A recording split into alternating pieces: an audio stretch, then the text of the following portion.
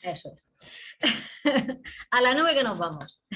Eso está muy bien, y ahí está muy mullidito. Está muy bien, lo de estar en las nubes a mí me encanta, es una cosa estupenda. Pero lo que decía Marta, realmente a mí me cautivaste leyéndote, leyendo tus novelas, que no podía parar de leer, era como un placer muy especial, una pasión casi carnal, ¿eh? Porque me levantaba por las mañanas cuando todo el mundo dormía y digo, aquí a leer, ahí en plan secreto, secretito, ¿no? Realmente os recomiendo que leáis a Marta, porque es un placer y se recupera mucho ese placer por la lectura, sobre todo si hay gente que tiene que estar, por ejemplo, ¿qué os diría? Leyendo muchas cosas técnicas, o se recupera el placer por la lectura leyendo a Marta. Así que os la recomiendo de verdad. Y, y este libro, Pasiones Carnales, también es muy adictivo, porque empieza hablándote de los reyes visigodos, que eso ya nos pilla como muy lejano, ¿no? Pero poco a poco, conforme se va acercando a lo que nos conocemos más, se pone muy apasionante y aún así, ¿cómo os diría? Estos reyes tan antiguos también hacían cosas con las que hacemos todos cuando nos enamoramos, hacían bastantes locuras, ¿no? Así que no soy yo muy de monarquías ni de novelas históricas, pero realmente de pasiones carnales sí soy, me ha gustado mucho. Yo creo que tenía que estar en Libros con Lengua, no podía no estar este libro. Y, y porque, bueno, lo de la lengua, el erotismo, las pasiones carnales, todo tiene un poquito que ver, ¿verdad? Así que, Marta, bienvenida.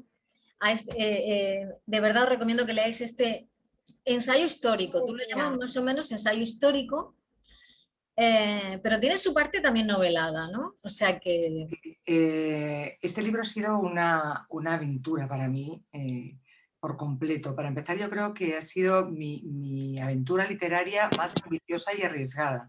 Y no solo porque abarca 12 siglos de historia, como tú decías, desde el siglo VIII hasta el siglo XX, ni más ni menos, desde el último rey visigodo hasta Alfonso XIII, sino porque además a lo largo de todo ese periodo en el que recojo pues, las pasiones de reyes, reinas, consejeros, amantes, concubinas y todos los poderosos que vamos encontrando a lo largo de los siglos, pues lo que hago es que investigo en la trastienda de la historia y recupero todos esos datos que no suelen aparecer en las biografías oficiales, y eso no es fácil de conseguir. Pero además es que este libro tiene una estructura literaria bastante compleja. Es un ensayo novelado. Yo digo que es un ensayo novelado porque tiene, digamos que, tres partes. Por una parte está la que es... no sé a quién se oye por ahí, pero a alguien se le oye hablar. Bueno, pues que no es... Cuando, Está 10 minutos y ya está, o 5. ¿ves? Es que está Yo no voy me gusta desactivando mucho. los No audios. mata Rul. Bueno, a ti no, Marta, te desactivo a Lo que ti. pasa Ay, es de que somos verdad. tantas Espera, periodistas aquí. y nunca nadie se mete en lo suyo. Ahí ya. Reiniciar... Ahora, ya está. Ahora ya estoy aquí. Bueno, ¿me oís? ¿Me oyes, Sí, verdad? sí, sí, sí, sí, se te oye Bueno, bien. pues lo que te decía, que es una estructura literaria bastante compleja porque es un ensayo novelado que consta de tres partes. Por una parte está lo que son los datos certificados, absolutamente rigurosos, que me ha costado muchísimo conseguir, que por eso tengo 6 páginas de bibliografía, y además he manejado documentos de todo tipo, desde testamentos hasta cartas privadas de reyes, pasando por cartas de embajadores, escritos, crónicas, toda suerte de documentación en la que me ha ayudado, porque si no me hubiera sido realmente imposible, una documentalista estupenda, y lo que hace que sea realmente fidedigno lo que cuento. Luego hay otra parte que tiene que ver con la leyenda, porque sobre todo si te retrotraes a esos primeros siglos, es muy difícil comprobar con exactitud todo lo que cuentas, porque hay documentos que se contradicen y hay algunas cuestiones que han pasado a través de la tradición oral. Y luego está la parte dramatizada, la parte novelada, que corresponde a mi imaginación, pero eso está hecha en base a todo lo que yo he leído. O sea, es decir, me invento lo que puedo, y yo además se lo dejo muy claro al lector para no defraudarle, lo que es historia pura y dura, lo que es ensayo, visto desde mi punto de vista con la ironía, la complicidad, planteándole retos al propio lector, la parte que es leyenda y por supuesto la parte que le digo, y esto pudo ser de esta manera, y me la invento yo, obviamente, pero creo que eso hace que el conjunto del libro sea mucho más atractivo y sobre todo que a personas que habitualmente no les suele gustar la historia descubran la enorme aventura que encierra y lo divertida que puede llegar a ser. Pues sí, me gusta mucho la frase del comienzo de Oscar Wilde, dice, todo en la vida trata sobre el sexo, excepto el sexo. El sexo trata del poder. Y es verdad que en Pasiones Carnales se ve como muchas de esas amantes de los reyes, concubinas, tenían tanto poder o más que los propios reyes, aunque fuese la sombra, ¿no? Y las reinas. Bueno, para empezar yo diré que en todas las relaciones carnales, incluso las que tenemos los que no tenemos corona ni poder, hay siempre una relación de poder y es a lo que se refiere, creo yo, Oscar Wilde, ¿no? Siempre hay uno más poderoso en la Sí. relación que el otro, que es un poco el que dirige los hilos. Pero luego las relaciones de los poderosos, lo que sucede es que inciden en todos aquellos sobre los que ostentan el poder y determinan los acontecimientos. Es decir, nuestras pasiones carnales, la tuya y la mía, Lola, solamente influyen en aquellos que las protagonizan, pero las pasiones carnales de los reyes o los políticos o los mandatarios o el cacique de un pueblo influye en todos aquellos sobre los que tienen gobierno. Y más allá del poder de las mujeres, que desde luego, como tú bien has apuntado, es mucho más del que nos hemos planteado muchísimas veces y a lo largo de la historia, que por supuesto está escrita en base a la desigualdad de los hombres y las mujeres han tenido muchas veces un poder que no se les ha reconocido sencillamente porque lo tenían que ejercer desde la sombra. Pero son las propias pasiones carnales las que determinan esos cambios. Es decir, no tanto a lo mejor la mujer o sí, o el hombre o sí, sino la obsesión que crean en el poderoso. Los poderosos cuando llegan al poder, para empezar, se sienten diferentes al resto de los mortales porque contraen una serie de obligaciones y a partir de ese momento deciden que ellos van a imponer unas normas determinadas para todos los demás, pero que ellos por supuesto se las van a saltar. Sí. Y curiosamente todos los demás los miran arrobados y piensan que como ellos son distintos, pues que mira, que ellos se pueden permitir. Sí, ellos tenían como esa licencia, ¿no?, de poder hacer, de tomar lo que se les antojaba directamente.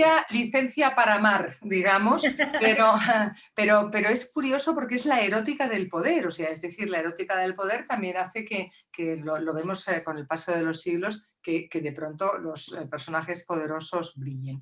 Pero luego también tenemos que, entrando en lo que es un poco la filosofía de los propios reyes, tenemos que considerar algunas cosas. Los reyes, desde el rey Rodrigo hasta Alfonso XII, no hasta el XIII, hasta Alfonso XIII, hasta Alfonso XII, todos se casan por cuestión de Estado, ninguno se casa por amor. Eso no significa que luego no haya alguno que se enamore y que ese matrimonio tenga un resultado estupendo, pero sí que es cierto que todos se casan por cuestión de Estado, para anexionar territorios, para tener alianzas, porque le conviene a su reino, todo lo que tú quieras. Y su principal cometido es tener un heredero para trascender, para que su reino trascienda y continúe vivo tras su muerte. Pero claro, tú imagínate un rey poderosísimo, se casa con una reina y se casa con una señora por obligación y a lo mejor no le gusta nada.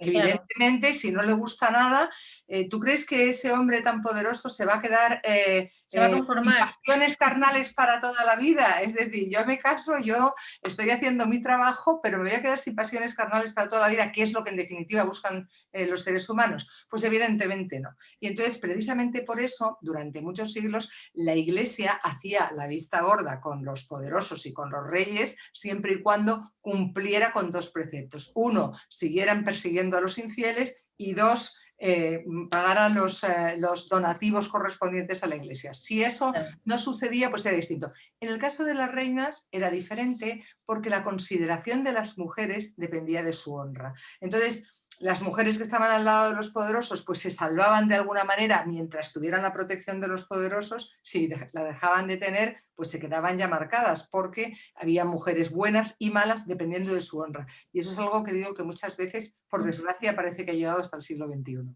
Ya. No quiero destripar el libro, pero me gustaría contar algunos casos. Yo he ido capítulo por capítulo, pero claro, no tenemos tiempo para ir capítulo por capítulo. Perdonad, voy a ponerme los auriculares porque no estoy oyendo nada.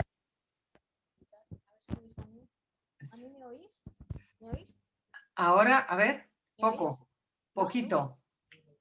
Pues entonces entra un ruido absolutamente brutal de la calle. A ver si con esto se me oye mejor. Ahora se te oye bien. A ver si con esto se oye un poquito. Los problemas del directo, Lola. ¿El micrófono se oye mejor? ¿Con este me oí mejor? Se te oye mejor sin auriculares, pero bueno. Ya. Bueno, pues entonces así. Ya está. Pondré atención. A ver, es que entra muchísimo ruido de la calle, ¿verdad? No os podéis imaginar. Estamos en una zona de muchísimo tráfico aquí. Bueno, por ejemplo, el primer rey, que es don Rodrigo, el primer rey que vemos, realmente es un hombre que se enamora de Florinda, entre otras muchas, y la fuerza. Quiero decir, esto de él forzar a la que a él le gustaba era una cosa habitual, ¿no? Bueno, vamos a ver, más allá de los forzamientos, no te vuelvo a repetir que consideres un poco la situación de los reyes, de los poderosos y todo. Desde luego, cuando más retrocedemos en los siglos, desde luego sí parece que el hecho de forzar o de obligar a una mujer para tener sexo con ella era una cosa consustancial al poder. Insisto, no necesariamente a la corona, consustancial al poder. En el caso de Rodrigo, que es lo más increíble de todo, es cómo condiciona la historia de España, ¿no? Parece que nos queda muy atrás, pero realmente tiene una potencia la leyenda de Florinda la Cava inusitada. Como digo, es leyenda precisamente porque pertenece al siglo VIII y entonces se entrevera los datos históricos con los que no se pueden comprobar.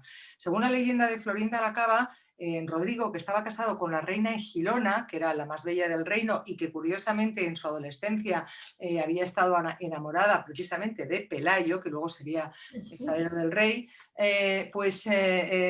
pues era un hombre que picaba de flor en flor y estaba con todas las doncellas del reino. Y él tenía un aliado en el norte de África que era el conde don Julián, el conde de Ceuta, quien un día le dice que quiere mandar a su hija Florinda a la corte porque quiere que tenga una buena formación y además casarla bien. Y por supuesto, Rodrigo dice que naturalmente la recibe de mil amores. Pero cuando Florinda llega, Rodrigo, más que enamorarse, lo que hace es obsesionarse de una manera brutal con la propia Florinda y entonces elabora toda suerte de triquiñuelas para que ella esté a su lado constantemente, las cosas más peregrinas, hasta que al final acaba invitándola a que se acerque a sus aposentos y ella se acerca y bueno, quiere convencerla de tener relaciones, ella no quiere y al final acaba forzándola, acaba violándola y dejándola en estado.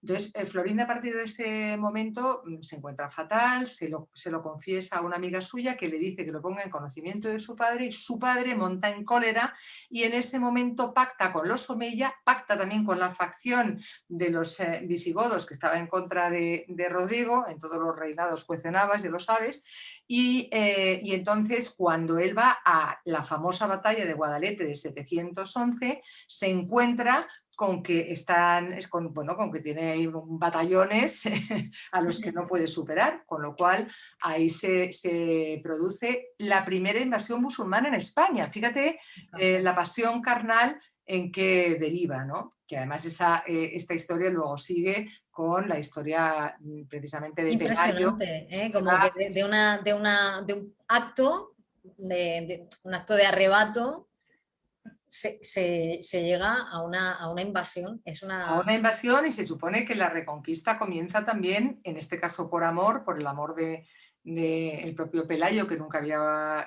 olvidado a Egilona, que bueno, intenta ir a buscarla ahora que ya está libre para ver si consigue liberar su reino, casarse con ella y tal, se la encuentra casada a la fuerza con un musulmán y a partir de ahí sube a Asturias y sin tener ejército lo construye y comienza la reconquista, ¿no? O sea, es que las pasiones carnales lo determinan todo en nuestras vidas y en la de los poderosos. Mira, hay dos ejemplos que me gustan mucho, que es Zaida, que es concubina de Alfonso VI de León, y la judía de Toledo, que supuestamente hechizó, entre comillas, a Alfonso VIII de Castilla. ¿Vale? Entonces, me hace mucha gracia porque en la descripción de estas dos mujeres aparecen como Zaida, pues como que se unta aceites y huele muy bien y utiliza unas artes amatorias especiales. Y la judía de Toledo era popularmente, como entendemos hoy día, una hierbas, que entonces pues decían que era medio bruja y tal y cual. Oye, lo que me da la sensación es que las mujeres españolas de aquella época eran muy sosas. Entonces, claro, llegaban estas y se los llevaban de calle. Bueno, hay que puntualizar dos cosas que yo creo que son muy extraordinarias dentro de esos dos relatos que a mí me parecen preciosos. El de Alfonso VI de León, Alfonso VI el Bravo, es un relato curiosísimo porque además él que primero acabó con todas las tradiciones musulmanas, cuando se enamora de Zaida, al final su reino acaba teniendo un aspecto absolutamente musulmán, pero en la indumentaria, en la manera de comer, en los comportamientos, para que tú veas cómo cambian las pasiones carnales, las formas de vivir.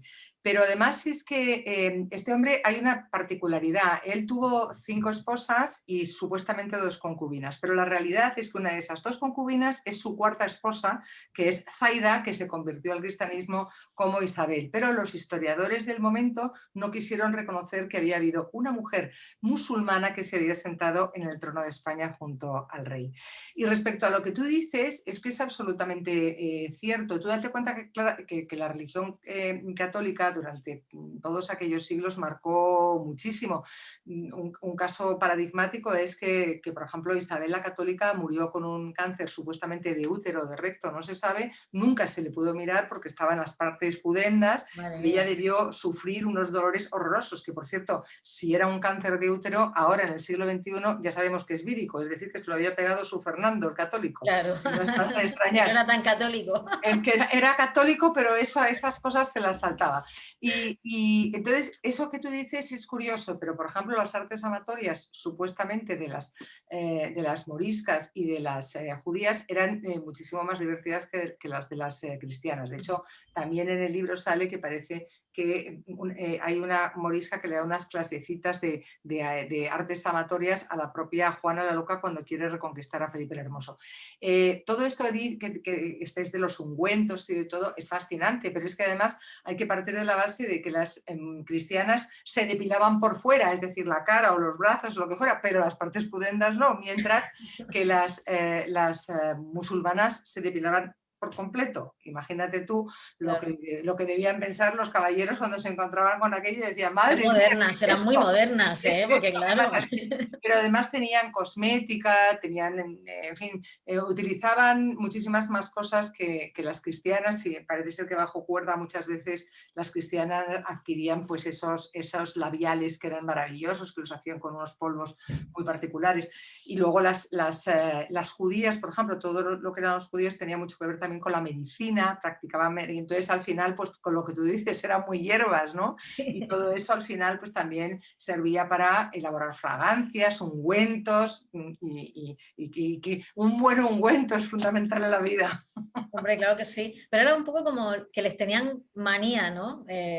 Los cristianos, tanto a Zaida como a la judía, les tenían, pues eso, era como que eran malas y los habían hechizado. No, yo no creo que les tuviera manía. En el caso de Zaida, lo único que pasa es que la historia no ha querido reconocer, porque ella en realidad cuando se casó con el rey era Isabel, y de hecho tuvieron un hijo que se llamaba Sancho, que murió con 14 años en la batalla de Uclés, que hubiera sido rey de España con las sangres mezcladas. Lo que pasa es que a ella no la tenían manía, no, en absoluto. Lo que creo es que los historiadores y los cronistas no querían reconocer que Isabel y Zaida eran la misma persona, porque no querían reconocer que hubiera habido una reina mora en el trono de España. Y en cuanto a a la judía de Toledo, a la Fermosa Rachel, pues a la que más manía la tenía era Leonor de Plantagenet, Claro. que era la esposa de Alfonso VIII de Castilla, que evidentemente fue un matrimonio que estuvo muy avenido durante toda la vida, salvo esos 7 años en los cuales se quedó completamente prendado de la judía de Toledo, este rey, con una historia además muy bonita de amor, Bonita, que sí. es muy espectacular, y que termina con el asesinato de la judía de Toledo y sobre todo porque, date cuenta lo que yo decía antes, cuando los reyes tenían una concubina no pasaba nada si seguían cumpliendo en los campos de batalla y pagando los donativos correspondientes. Pero es que en este caso el rey lo que hizo fue darle muchísimas prebendas a los judíos, empezaron a aumentar de número en Toledo de una manera considerable, dejó de ganar batallas, perdió la batalla de Alarcos, lo cual fue un escándalo, y entonces pues ahí fue cuando tomaron cartas en el asunto. Leonor de Plantagenet mandó matar a la Fermosa Rachel, el rey se volvió completamente loco, se le apareció un ángel, yo creo que debía haberse bebido todo el vino del mundo y esa fue la señal, y entonces a partir de ahí volvió a llamar a su esposa, que la había mandado lejos, recuperó a sus hombres de confianza y ganó la famosa batalla de las Navas de Tolosa, y ahí recuperó la honra, la estima, y nada, luego los enterraron a los dos juntitos tan contentos como si no hubiera pasado nada. Nada, volvió al redil, volvió al redil. Bueno, tenemos aquí en Murcia, tú lo sabes, Marta, a un rey que es Alfonso X el Sabio, que es muy querido en la región de Murcia, tuvo mucha vinculación, pero este también era un poco festivalero, ¿eh? O sea, le gustaba mucho la música, las artes, bueno, de hecho están las famosas cantigas de Alfonso X, que te confieso que yo las he cantado con un coro que cantaba antiguamente, pero que era como muy festivalero y también tenía por ahí sus historias. Mira, yo creo que las cantigas que tú has cantado serán las preciosas cantigas de Santa María, pero Esa. dudo que hayas cantado las de Escarnio porque son absolutamente procaces y No, no, no, las de Santa María más las cantábamos en la iglesia, o sea que tiene que ser las por de eso Santa te digo María. que las de Escarnio además tienen grandes críticas a personajes de la iglesia y bueno, y están llenas de loas a las soldaderas como María la Valteira. Yo digo que Alfonso X el Sabio, que a mí me sorprendió muchísimo bucear en su historia, es el rey con el mejor marketing de la historia de España, porque es verdad que aportó muchas cosas a la literatura, a las ciencias jurídicas, que tenía una sensibilidad artística brutal por parte de madre, que buena parte de todo lo que hizo fue impulsado ya por su padre, pero después continuó haciéndolo. Pero es que a él no le gustaba la compañía de los nobles, por ejemplo. A él lo que le gustaba era la compañía de los cómicos, soldados, soldaderas, juglares, juglaresas, en fin, lo que diríamos que era la farándula de la época. Claro. Y se los llevaba a todas partes y tenía un rollo así como de mucha jarana, que de hecho le advirtió en algunos momentos la Iglesia Católica y no encontró respuesta por su parte. Dijo, yo cumplo con todas mis cosas, así que con esta no voy a cumplir. Y Alfonso X el Sabio, que por supuesto tenía un amante que era Mayor Guillén de Guzmán, se casó con Violante de Aragón. Mayor Guillén de Guzmán era la fija, luego tenía otras cuantas discontinuas, se casó con Violante de Aragón, y cuando se casó se puso muy nervioso porque no se quedaba embarazada, entonces él era muy impaciente y estuvo a punto de repudiarla, pero mientras no se quedaba embarazada, pues decidió traerse una princesa de Noruega, la princesa Cristina de Noruega, que por lo visto era bellísima, para en cuanto ella llegara repudiar a Violante y casarse con Cristina. Pero claro, como los viajes tardaban tanto, pues en el intermedio Violante de Aragón se quedó embarazada y claro, para no ponerse a mal con Jaime I, su padre, pues no pudo atender a Cristina, aunque dicen que tuvo ahí un escarceo amoroso. ¿Y qué hizo? ¿Qué hizo? Pues nada, se la pasó a su hermano, que era arzobispo de Sevilla, que no debía tener mucha vocación, le sacó de la iglesia y le colocó a Cristina de Noruega. Pero fíjate si era jacarandoso este rey, además de todas las cantigas, estas procaces que escribía, aparte de las de Santa María, que en ellas, por ejemplo, está la figura de la Valteira, que era una juglaresa enormemente famosa y conocida, y fue muy amiga y muy cómplice, era un personaje de la época, y fue muy amiga y muy cómplice de Alfonso X, tanto que le ayudó con cuando tuvo problemas con los de Granada, y ella fue la que se puso a hablar con los tributarios de Granada para que todo aquello saliera como debía. Así que hasta Alfonso X tenía trastienda. ¿Quién lo hubiera dicho? Claro. Pero llegó a tener hijos ilegítimos también, Alfonso X.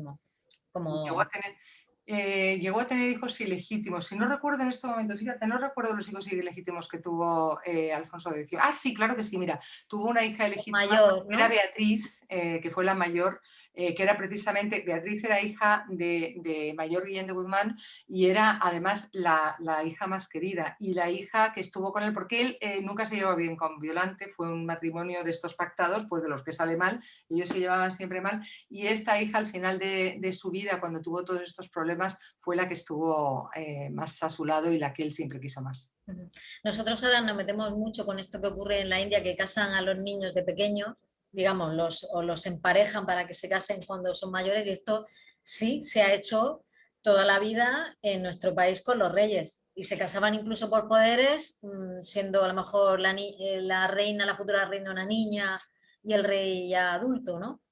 Bueno, no podemos mirar el pasado con los ojos del presente. Yo creo que es un enorme error.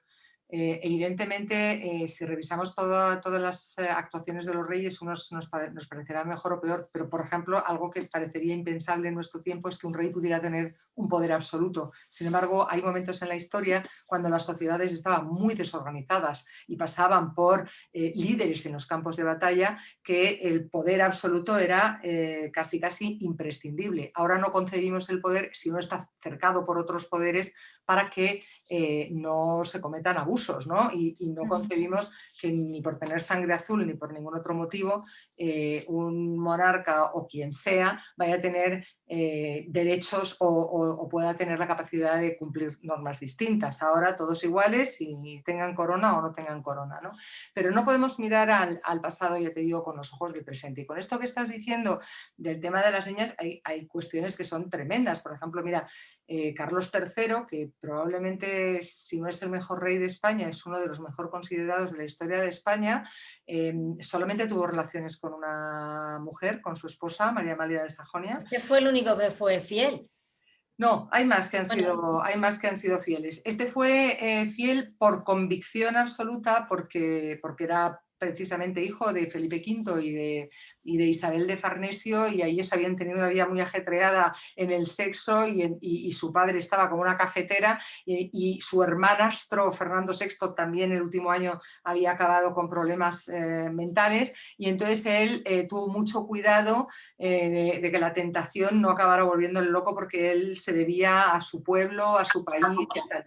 Y este rey Carlos III, que es una cosa verdaderamente curiosa, tenemos constancia a través de un documento suyo, de una carta que él escribió a sus padres cuando se la dijeron, de lo que hacía sexualmente. Y Isabel de Farnesio y Felipe V estaban muy preocupados porque él era feíto, no era muy agraciado, no había tenido relaciones sexuales previas ni nada. Entonces, cuando se encuentra con María Amalia de Sajonia, que era una niña que tenía pues 11 o 12 años y tiene que estrenarse, pues no saben qué va a pasar. Y él, en esa carta que está recogida en el libro, le da toda suerte de detalles de lo que va haciendo punto por punto. Es muy enternecedor esto, que le cuenta todo, cómo va la noche de bodas, todo.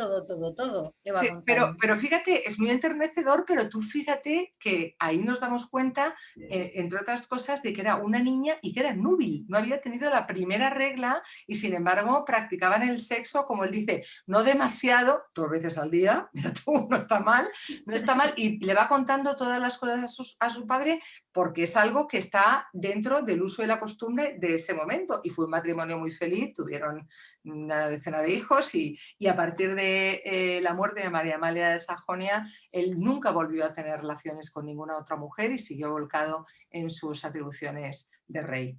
Hay un caso muy interesante que es el de Leonor de Guzmán, que fue concubina de Alfonso XI y que reinó de facto. La reina estaba muy enfadada, claro, y imagina, bueno, cuéntalo tú mejor. El caso de Alfonso XI es curioso porque es un personaje que no es muy conocido y sin embargo determina por completo la historia de España. Leonor de Guzmán fue la concubina de Alfonso XI, como tú dices, durante 23 años, ni más ni menos, mientras la reina legítima, María de Portugal, se reconcomía junto finalmente a el único hijo que tuvo, al heredero, Pedro, que se convertiría en Pedro I el Cruel. Pero en esos 23 años, Leonor de Guzmán le dio al rey 10 hijos, ni más ni menos, y estos 10 hijos los fue colocando en los mejores lugares, mientras ella se hacía el patrimonio bastante considerable. De hecho, los adversarios del rey le criticaban que dejara que la reina de facto, como tú dices, porque la consideraban casi reina dentro y fuera de nuestras fronteras y tenía atribuciones de reina, incluso más atribuciones que algunas de las otras reinas de España, pues que se fuera construyendo su fortunica. O sea, pero incluso esos alababan a Leonor de Guzmán por la sensatez con la que aconsejaba al rey. El caso es que ella estaba con el rey cuando el rey muere en el campo de batalla, y él esperaba en la tienda de campaña con el pendón de Castilla, y él vuelve de los campos de batalla anegados de peste, infectado de la peste, y muere en los brazos de Leonor. Ella se lleva el cuerpo del rey a Sevilla, y ahí está esperándole, así frotándose las manos, María de Portugal con su hijo, que en cuanto llega Leonor de Guzmán, primero la encierran y después la mandan matar. Y aquí podría acabarse la historia, pero no acaba, porque unos años más tarde, uno de los hijos que tuvo Leonor de Guzmán con Alfonso XI, Enrique de Trastámara, asesina a su hermanastro, a Pedro I, ocupa su lugar en el trono y da paso a un cambio de dinastía. Se pasa de la Casa de Borgoña a la Casa de Trastámara. ¿Y quién pertenecía a la Casa de Trastámara? Ni más ni menos que los reyes católicos. Así que, como siempre digo, los reyes católicos descienden de una concubina. La verdad que es curiosísima las cábalas, ¿no? Las carambolas que hace la historia, ¿no? Increíble. Pero sí que es verdad que todos los reyes han dejado a sus hijos ilegítimos muy bien pertrechados. Pero bueno, luego de esto podemos hablar un poquito más. No. Te voy a llevar la contraria, porque hay algunos que, vamos, que les han, para empezar, hay algunos que ni saben el número de hijos que tuvieron, ni les han importado, y han colocado a uno y a otros sí y a otros no. Todo depende. Por ejemplo, los dos reyes más adictos al sexo de la historia de España, que son un Austria y un Borbón, que son Felipe IV y Alfonso XIII, pues que tienen muchas cosas en común, entre ellas que no se sabe el número de relaciones que tuvieron ni con cuántas mujeres tuvieron, que tenían una promiscuidad salvaje, tienen amantes señaladas, por supuesto, en el caso de Felipe IV, la Calderona, y en el caso de Alfonso XIII, pues la conocida Carmen Ruiz de Moragas, pero más allá de eso tuvieron infinidad de relaciones y no se sabe cuántos hijos tuvieron. De hecho, es que hay quienes a Felipe IV lo adjudican más de 30 y tantos, a Alfonso XIII cada día van apareciendo más. De hecho, Carly Simon escribió una biografía en la que de pronto aparece que su abuela era hija de Alfonso XIII, o sea que es una cosa sorprendente. No te creas. Y luego, fíjate, Alfonso XII pues tenía una amante que era Elena Sanz, con unos hijos que estuvo probado que eran sus hijos, y bueno, pues sí, durante su vida estuvieron bien colocados, pero después de su muerte en absoluto. Sí, ahí se quedaron.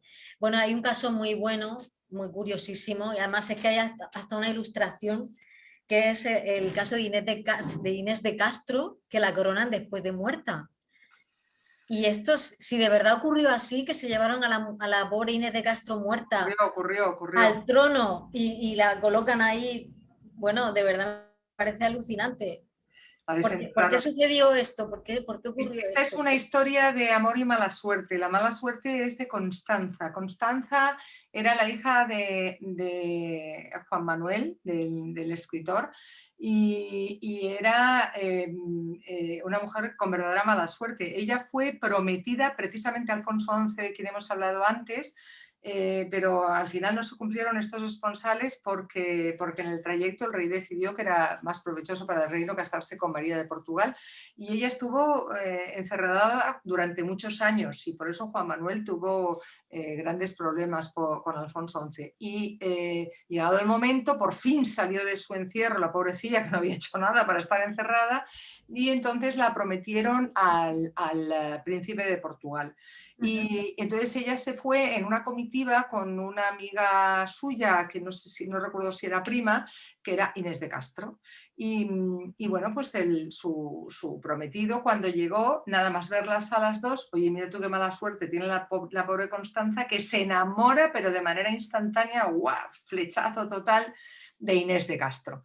Y entonces, pues nada, se casan y se casan Constanza y el príncipe de Portugal, y bueno, mientras tanto el príncipe tiene relaciones con Inés de Castro porque no lo puede evitar, está en Coimbra, le pone una casa, está con ella, tiene varios hijos, es una cosa tremenda, y la otra pues aguantando que vuelva, e incluso cuando está en su lecho de muerte. Ya había parido a un niño, con lo cual pues lo único que tiene de consuelo es que su hijo va a ser el que reine. Pero nada más morir ella, él se va a Coimbra, vamos, que le da igual, no quiere saber nada de su esposa y se va a ver a su amante y a vivir con ella una vida pues como si estuvieran casados y tan estupenda. Pero el padre, el rey, considera que esta unión no puede seguir así, y manda matar a Inés de Castro. Cuando manda matar a Inés de Castro, se supone que el príncipe lo acepta hasta que muere el padre. En el momento que muere el padre, manda a buscar a todos los que participaron en ese asesinato y acaba con ellos, y recupera el cuerpo de su amada, lo sienta en el trono y hace que todos los súbditos de su reino le besen la mano y la reconozcan como reina. Tremendo, ¿eh? Sí, es que sí, es tremendo. tremendo. La imagen me parece espeluznante. Bueno, tenemos muchos casos muy interesantes. Enrique IV el Impotente, la historia de Beatriz de Bobadilla, una mujer que era, pues eso, bastante cruel, que era dama de Isabel la Católica, que estuvo también con Fernando el Católico, claro, cómo no. Ahí estaba en la corte, pues imagino. Pero es muy gracioso el tema de Fernando el Católico, que tú dices sí era católico, pero en fin, lo típico, tenían sus matrimonios, digamos, de Estado, y luego su vida aparte, su cara B aparte. Dos cosas que te quiero contar. Primero, dentro de Pasiones Carnales, yo he querido recuperar a mujeres poderosas de todo tipo también, y hacer ver que en la historia, pese a que se ha escrito, como digo, en base a la desigualdad de hombres y mujeres, y a que los hombres restringieron los ámbitos de acción de las mujeres supieron encontrar sus vías de escape para poder desde distintos ángulos ostentar poder y determinar también en muchas ocasiones la propia historia. Y también he querido certificar que a lo largo de la historia de la humanidad, igual que hay hombres buenos, malos y regulares, también hay mujeres buenas, malas y regulares, porque si queremos ser iguales tenemos que reconocer esto, y porque me pudre que tengamos que ser siempre las buenas. No, también hay malas, malísimas, como esta Beatriz de Bobadilla, que no tenía, vamos, más que una crueldad terrible, y que encandiló no solo al propio Fernando el Católico, sino al mismísimo Colón, y que parece que tenía eso que se llama una vagina dentada, que es una vagina de esas que aprietan tanto y vuelven a dejarlo libre el miembro de los... Que tenía el suelo pélvico muy bien entrenado, Marta. Sí, bueno, pues yo un poquito más que las tailandesas, yo creo que un poco más. Parece ser que eran unos juegos los que hacía con la vagina, que desde luego a los indígenas, que era con quien practicaba, les asustaba tanto que se lo subía cada noche en las Canarias, que fue donde la desterraron a ella, la quitaron de en medio para que no estuviera cerca de Fernando el Católico. Bueno, ella se los cargaba, o sea, era como una amante religiosa después de hacer el amor con ellos. Qué mala persona. Era muy mala persona. Y bueno, la historia de Fernando el Católico es bastante particular, porque tú fíjate, para empezar, te digo que las reinas estaban acostumbradas a que lo que había era esto, se casaban y había pues siempre adláteres alrededor, ¿no? Pero en el caso de Isabel la Católica se quejó y mucho de esta circunstancia. Yo siempre digo que Isabel la Católica, de no haber sido tan católica, habría sido feminista, porque ella era una mujer muy culta, muy preparada y que reivindicó siempre todas las capacidades de la mujer, incluida la capacidad para gobernar. Y llevaba muy mal, tenía muchos celos, tanto Isabel de Portugal como Isabel la Católica, como después Juana la Loca. Ella tenía unos celos, pero celos con razón de ser. Fernando el Católico llegó al matrimonio ya teniendo 2 o 3 hijos y tuvo 2 hijas durante el matrimonio con Isabel la Católica, que nunca supieron que eran hijas suyas, las metieron en un convento, que era lo que hacían, anda que no iban las mujeres a los conventos, madre mía, y no supieron que eran hijas de su padre hasta que murió Isabel la Católica. Y lo curioso es que cuando Isabel la Católica muere, como te he dicho, sin dejar de recorrer todo su reino a caballo, con ese cáncer presuntamente de útero que tenía, que debía tener unos dolores horrorosos, pues Fernando el Católico, que se llevaba muy bien con ella, lo siente mucho, pero por razones de Estado, fundamentalmente porque todo el tema del poder, que era lo que a él más le interesaba, podía quedar primero en manos de Felipe el Hermoso hasta que este muere subrepticiamente. Juana la Loca estaba inhabilitada, pero en fin, él quería frenar un poco todos los avances. Él firma el Tratado de Blois y se tiene que casar, mira tú por dónde, con Germana de Foix. Entonces él con 54 años se casa con una jovencita que tiene 17 o 18 años y bueno, pues es su obligación, pero claro, se vuelve loco, se vuelve loco. Claro, se encuentra de Isabel la Católica a Germana de Foix con 17 años, pues bueno, estaría encantado de la vida el hombre. Estaba encantado de la vida del hombre, pero claro, ella inmediatamente piensa que quiere que tener un heredero, como todos querían. Yo quiero tener un heredero y se pone ahí manos a la obra, pero claro, Fernando Católico pues ya está un poquito cascado y no hay manera. Tienen un bebé que muere al nacer, pero y ella quiere seguir y el otro que no le da la cosa, y entonces sus amigas le proponen que utilice una pócima de cantaridina, que era la Viagra medieval, es la cantarida, el polvo del escarabajo verde llamado cantárida, y que también le llamaba la mosca española, y que esta de Viagra medieval parece ser que hacía un efecto instantáneo en el miembro masculino, pero no vaya a ser que alguien nos esté escuchando y pronto decida probarlo, porque es absolutamente tóxico. El mismo efecto que hace en el miembro lo hace luego en los órganos vitales y los deja hechos polvo. Así que este rey precisamente se quedó hecho polvo y polvo a polvo acabó muriendo bastante destrozado por dentro. Pero hay una circunstancia muy curiosa también, y es que en su lecho de muerte llama a su nieto, a Carlos I, el hijo de Juana la Loca, que va a ser quien reine, porque obviamente Juana la Loca está inhabilitada, y entonces le pide que por favor se haga cargo de Germana de Foix porque no tiene a nadie más. Y él dice que por supuesto. Y vaya que si se hace cargo, se convierten en amantes para escándalo del pueblo. Tienen que hacer incluso un palacio, recorriendo de un palacio a otro para que no se enteraran, en una especie de pasadizo, porque se convierten en amantes y luego además son amigos hasta claro, Carlos I era un chavalín, o sea, aquí bueno, la que se convierte en una saltacunas es ella. Bueno, ella tenía 29 años y él tenía 17, tampoco, pero tienen una historia de amor impresionante y hasta tienen una hija que curiosamente meten en el mismo convento donde estaban las hijas de desde luego que ese convento estaba concurrido, el convento ese. Estaba concurrido. Y hay una historia muy curiosa porque cuando muere ella, que no va a tener, tiene 2 maridos más, que se los busca además el propio Carlos, pues cuando muere realmente se ve esa tristeza de no haber tenido nunca relación con su hija porque le deja su joya más preciada, que es un collar de 133 perlas. Las lágrimas, ya sabes. Sí. Bueno, Felipe II es, según tú cuentas, uno de los que le encantaba el sexo, digamos.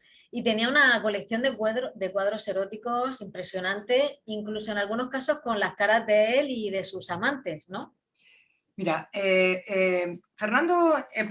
Felipe II, el rey más poderoso de nuestra historia, que en sus dominios no se ponía el sol, probablemente muchos de los que nos están escuchando lo recordarán vestido de negro y con una austeridad total. Pero curiosamente se empezó a vestir de negro a partir de su tercera esposa y ahora cuento por qué.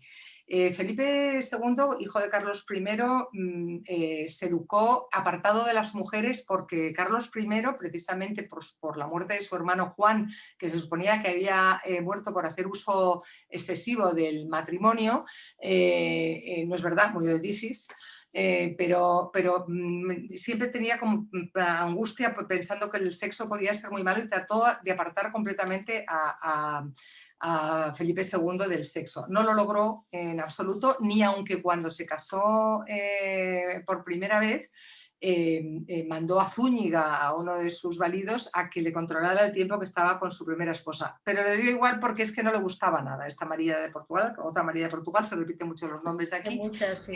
pues no, esta era María Manuela, me parece. Pero es que no le importó nada que le racionara en el tiempo porque no le gustaba nada.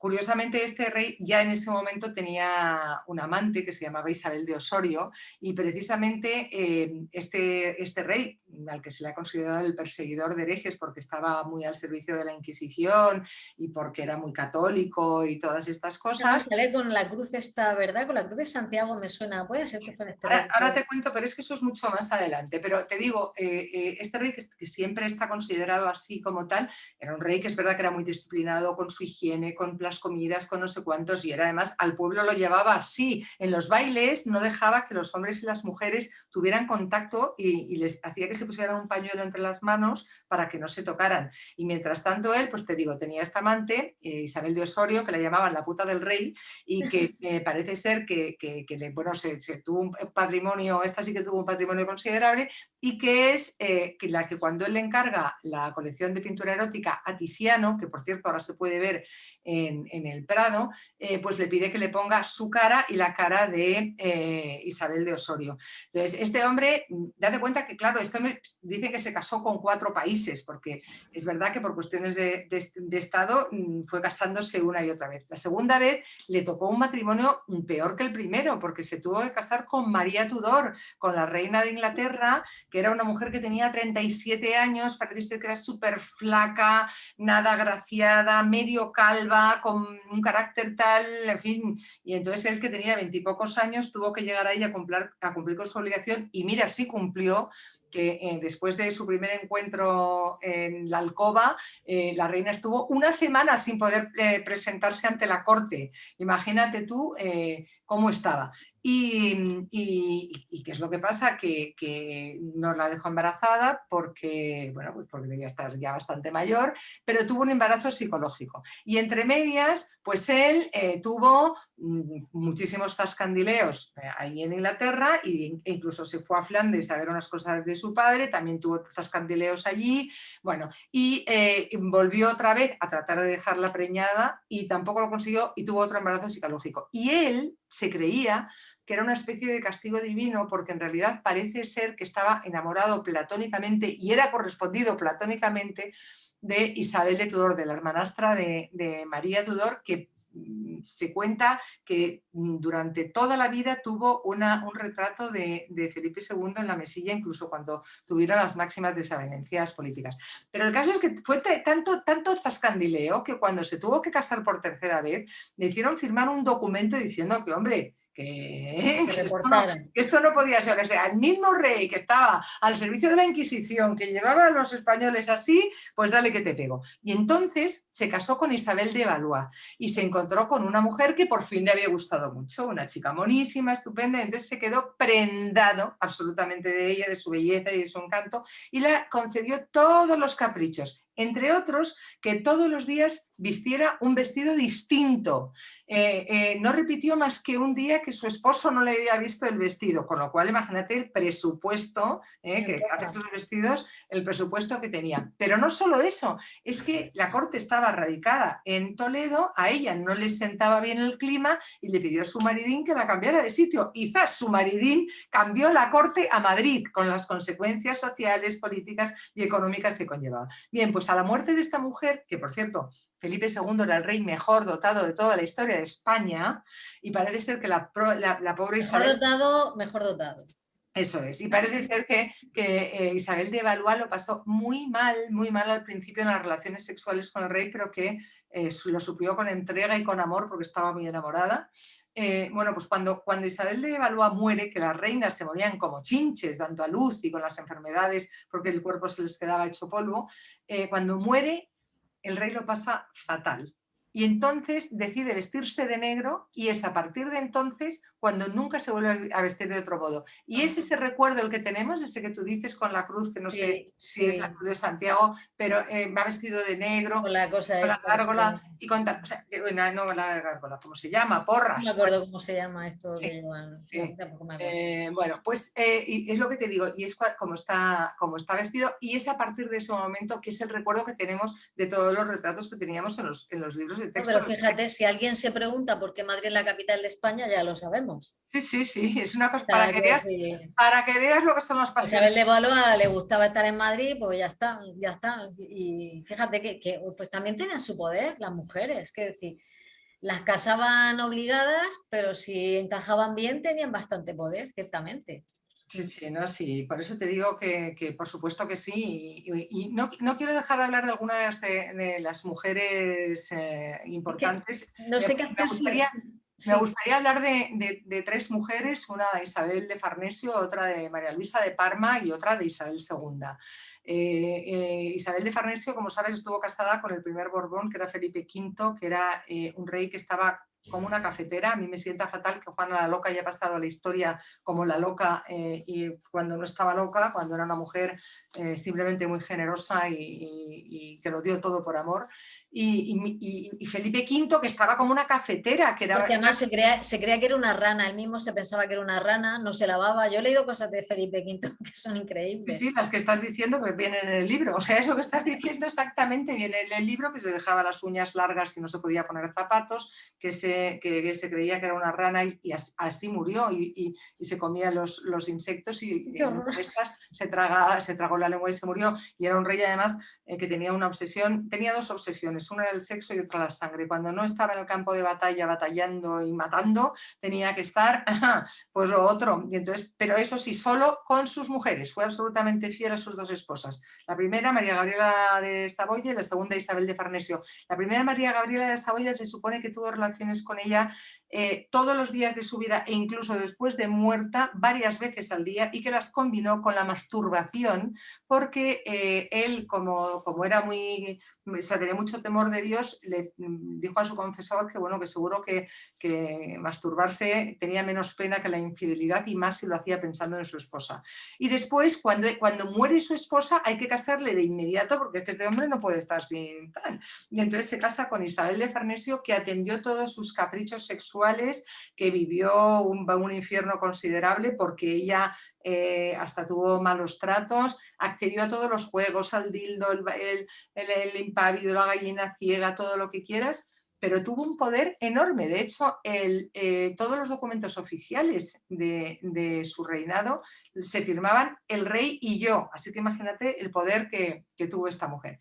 Luego quiero hablar de María Luisa de Parma, casada con Carlos IV, con ese... Esta fue la que se lió con Godoy. Con ese trío. Bueno, yo creo que ella se lió con Godoy, y si a mí me preguntan, yo creo que el rey también. Sí, que hacían un trío un poco raro los tres. Yo creo que era un trío, el trío pero cada uno que saque sus propias conclusiones cuando lea el relato, que yo doy todas las versiones que se cuentan. Lo más curioso de esta historia es que cuando María Luisa de Parma está a punto de morir, llama a su confesora, Fray Juan de Almaraz, y le dice que quiere confesar para que su alma quede tranquila y que su confesión, por favor, se haga pública. Y le cuenta, de los 14 hijos que yo he tenido y de los 23 embarazos que he tenido, en ninguno ha participado mi esposo. Con lo cual, según eso, hubiera acabado, al menos por esta rama, la dinastía borbónica, porque ella por su propia rama también la tenía. Pero no se sabe si lo hizo por descansar o por maldad, porque aborrecía literalmente a su hijo Fernando VII, a quien llamaba ese marrajo cobarde. Fernando VII, que como sabemos, era el rey con el pene más feo de la historia y con el carácter... Era como una especie de seta, ¿no? Era al revés, era como fino en la base y gordo. La cabeza gorda, así que por eso Tenían que utilizar como una especie de cosa especial para poder hacer el amor con sus... En realidad lo utilizó se lo hicieron los... La verdad que era un personaje este también, ¿eh? Era feo por dentro, por fuera y por los lados, porque fue el rey felón. Se supone que iba a ser el rey deseado, el que esperaban los españoles, la vuelta de un rey español al trono después de José Bonaparte, y fue un absoluto felón. Esa historia de España, esa parte de la historia de España es muy fea. Y este rey, pues sus encuentros sexuales también son muy feos, y pudo ser padre finalmente porque le hicieron ese artilugio que tú estabas diciendo, que era como una especie de donut, de cojincito, para que pusiera sus atributos ahí y que llegaran las cosas al sitio que tenían que llegar. Y bueno, es curioso porque ya te digo, porque era feo por dentro, por fuera, y cuando alguien dice es el mejor dotado, yo digo no. Es el que tenía la cosa más fea. Bueno, y quiero hablar es que como tendremos que acabar prontito. Sí, tenemos que acabar pronto. Déjame que quiero leerte una cosa que decía la madre de Felipe, ay, es que me hago un lío con los nombres, de quien acabamos de hablar, la que estaba liada con Godoy. María Luisa de Parma. María Luisa de Parma. Fernando VII. Esta, bueno, a mí también tengo que decirte que cada vez que veía los nombres de las amantes de los reyes y tal, me iba corriendo a Wikipedia a buscar algo, ¿sabes? Porque me generaba muchísima curiosidad, igualmente de los amantes de María Luisa de Parma y de Isabel II. Aborrecía leer, dice, soy mujer, aborrezco a todas las que pretenden ser inteligentes igualándose a los hombres, pues lo creo impropio de nuestro sexo. Sin embargo, las hay que han leído mucho y habiendo aprendido algunos términos del día, ya se creen superiores en talento a todos. Tal es la Jaruco, una condesa leída y además muy guapa, pones tú. Y otras varias. Y no digo nada de las francesas, pero como soy española, por gracia de Dios, no peco por allí. O sea que no leía y encima presumía de ello. Bueno, yo creo que esta mujer se hacía la rubia. ¿Sabes lo que te digo? Sí. Creo que ella, lo pongo en el libro, creo que era una mujer a mí me resulta muy antipática ella. Creo que era bastante malvada en algunas de sus formas de comportamiento. A mí no me gusta nada María Luisa de Parma, pero sí que es cierto que yo creo que era mucho menos inculta de lo que parecía, y ella se hacía, lo que te digo, se hacía la tonta, ¿sabes? Realmente el rey Carlos IV no dio un paso sin ella. Bueno, eran calzonazos, que como se dice habitualmente. Eran calzonazos, pero no dio un paso sin ella, que si era calzonazos, fíjate que le dijo a su padre, además es que era tonto perdido, le dijo a su padre, a Carlos III, en un momento determinado, dice, yo no tengo ningún miedo a que nunca me vayan a poner los cuernos, porque total, como se van a casar con un príncipe que va a ser rey, y me casaré con una princesa, y él le dijo Carlos III, hijo mío, las princesas también pueden ser putas. Imagínate tú cómo es esta historia, ¿no? Pero bueno, me gustaría hablar de Isabel II, si no te importa, porque claro, ha sido una especie de reconciliación con el personaje. Yo la tenía mucha manía y curiosamente hemos tenido solamente 2 reinas, las demás han sido o consortes o regentes, Isabel la Católica e Isabel II. Isabel II fue una niña enormemente desprotegida. Ella llegó al trono con 13 años, llevaba 10 años huérfana de padre. Su madre, María Cristina, era una mujer muy ambiciosa que además no tenía empatía con ella, no se llevaba bien con ella en absoluto, ni la proporcionó la educación que le correspondía. Fue la única reina que no tuvo una educación exquisita. A ella no le gustaba leer, quería jugar, subió al trono en una España muy convulsa ya, muy dividida, con muchos intereses políticos, y fueron los políticos los que la fueron mangoneando mucho. De hecho, ella perdió la virginidad, pues eso, muy, muy jovencita, con su mentor, que era Salustiano de Olózaga, e incluso tuvo de amante al general Serrano, que sería quien después ocuparía su lugar tras Javier Serrano, el de la calle Serrano de Madrid. sí, Fuerte me parece. tras la revolución de la Gloriosa. Y realmente ella fue una mujer que es verdad que fue muy promiscua, pero hay que saber que también tenía un trastorno alimentario brutal que denota pues bueno, pues esa falta de cariño, esa carencia que tenía. Yo creo que fue de uno en otro y de amante en amante. También a ella le gustaba mucho la juerga y tal, pero iba como buscando que la quisieran. Luego es que la casaron, ya sabes, con su primo, con Francisco de Asís. Va con natillas. Que como ella dice, tenía más encajes y puntillas que yo. Paco Natillas es de pasta flora y me en cuclillas como una señora. Eso era un... Paquita Natillas. No le llamaban Paco siquiera, le llamaban Paquita Natillas. Paquita Natillas es de pasta flora y mea en cuclillas como las señoras.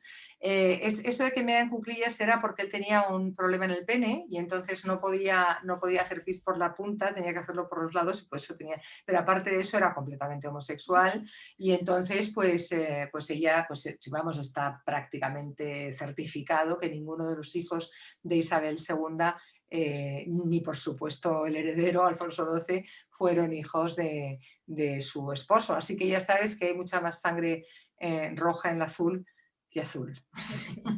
No, porque es curioso además que la pureza de sangre no, sobre todo de las, no sé, de los 6 últimos siglos hacia acá, no está, porque tanto de María Luisa de Parma a Isabel II, en fin, quiero decir que y probablemente antes, y es que no sabemos, porque las pruebas de ADN son muy recientes, o sea, el resto es que no sabemos, y con tanto salseo que había, pues te puedes imaginar que es bastante difícil saber que había pureza de sangre. Y luego tenemos a Alfonso XII, que fue, como tú dices, el rey de la canción triste, que bueno, tú pones una letra en la canción, pero mi madre cantaba una mucho más atroz, que era: ¿dónde vas, Alfonso XII? ¿Dónde vas, triste de ti? Voy en busca de Mercedes, que ayer tarde no la vi. Si Mercedes ya se ha muerto y la llevan a enterrar. O sea, eso dice la canción que cantaba mi madre, que es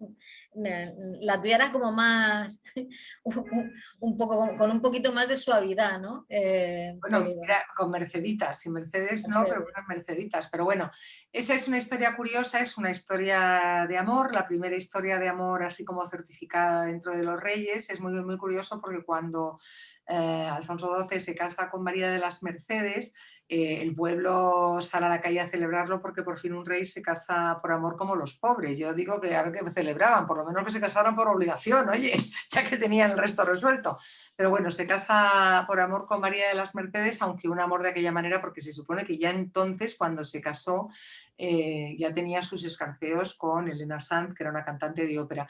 Él se casa con María de las Mercedes y bueno, pues ella muere pocos meses después, se supone que de tifus, y él lo pasa muy mal. Es verdad que se entristece muchísimo, es una cosa tremenda y bueno, y se vuelve a casar al poco tiempo con María Cristina, que es cuando que se pone además no aguanta la relación que tiene con Elena Sanz, porque a Alfonso XII le gustaban mucho las cantantes de ópera, a su hijo Alfonso XIII le gustan más las cabareteras, pero a Alfonso XII le gustaban los cantantes de ópera. Entonces hay un momento determinado en el que ya la reina se planta, dice que la echen, y echan a Elena Sanz estando embarazada.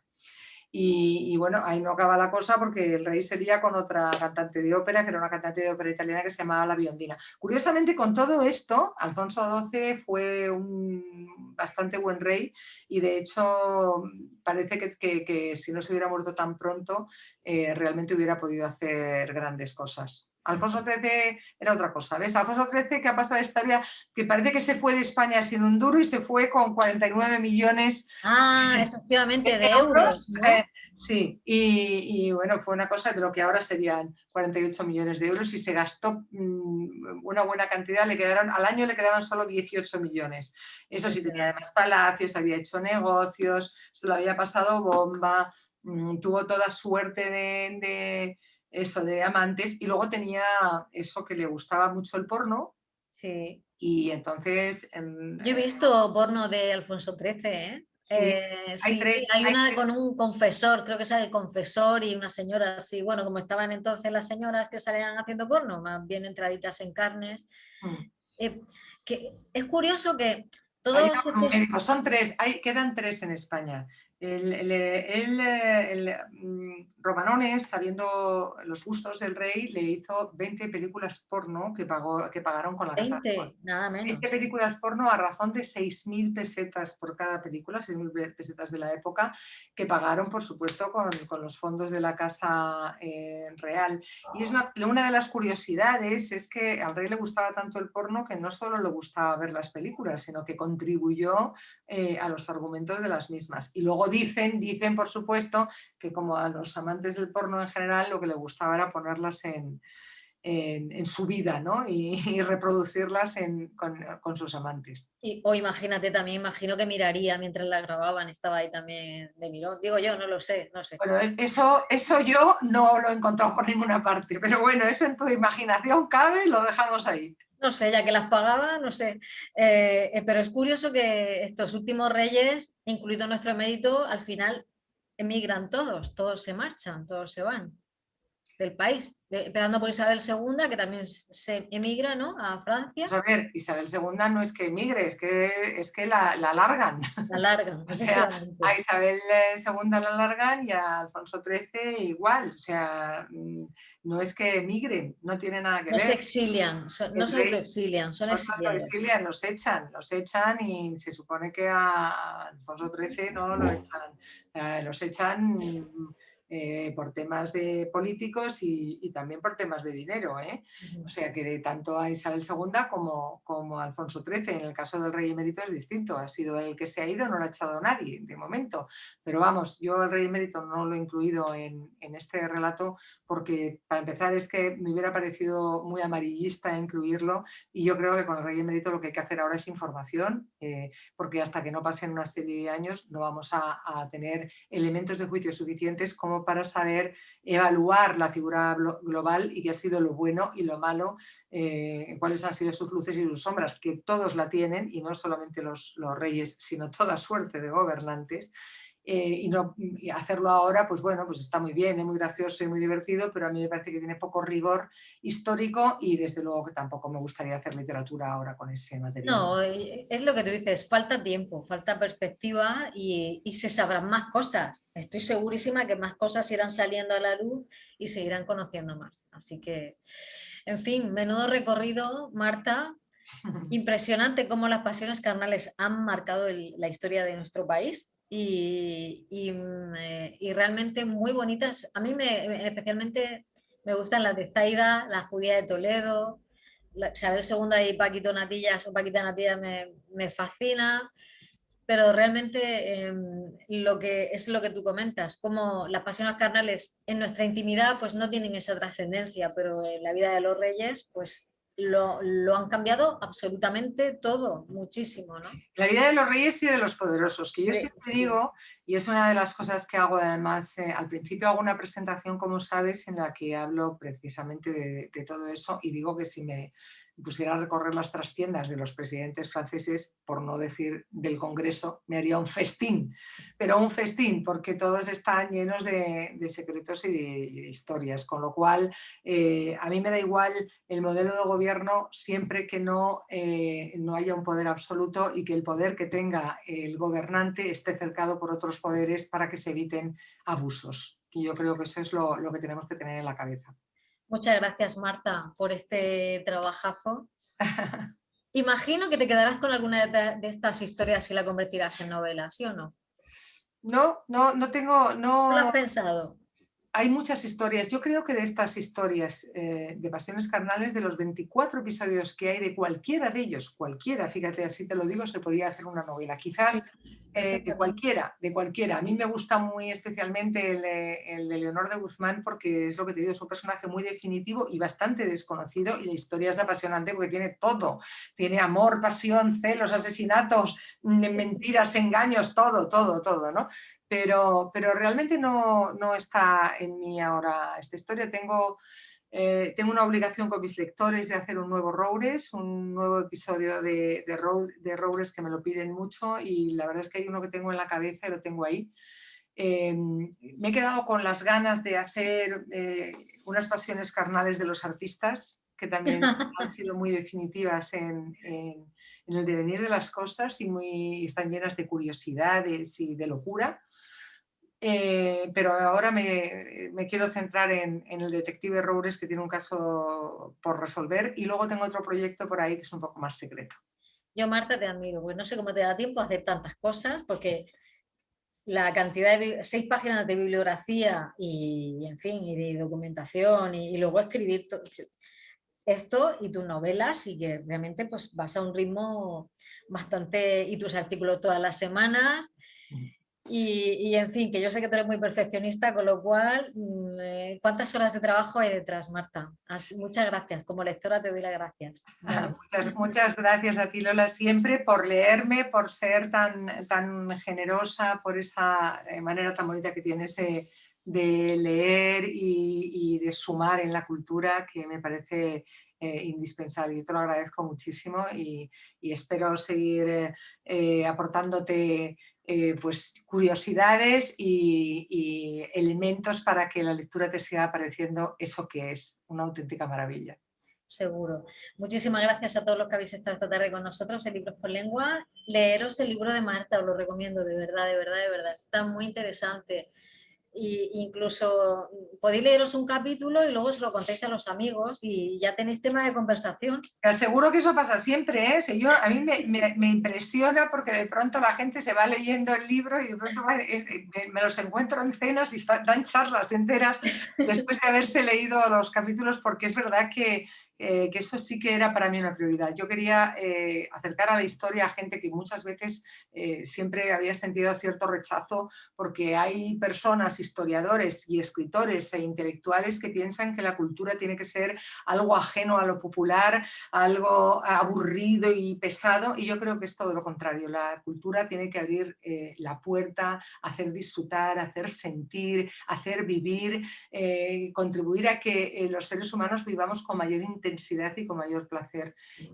Yo creo que es que no hay nada más bello que la lectura, que es nuestra vía de escape, y bien lo sabemos en estos tiempos de encierro que por suerte ya se van desvaneciendo. Sí, la mejor forma de viajar, la más barata y la más segura. Sí. En el tiempo y en el espacio. Sí. Muchas gracias, Marta. Hasta la próxima. Nos veremos pronto. Hasta Ángeles la te manda un aplauso, así que te lo mandamos de su parte. Pues muchísimas gracias a todos. Un beso muy fuerte y bueno, espero que nos veamos pronto y nos demos ese abrazo que nos merecemos, querida Lola. Seguro que sí. Hasta luego, adiós. Adiós.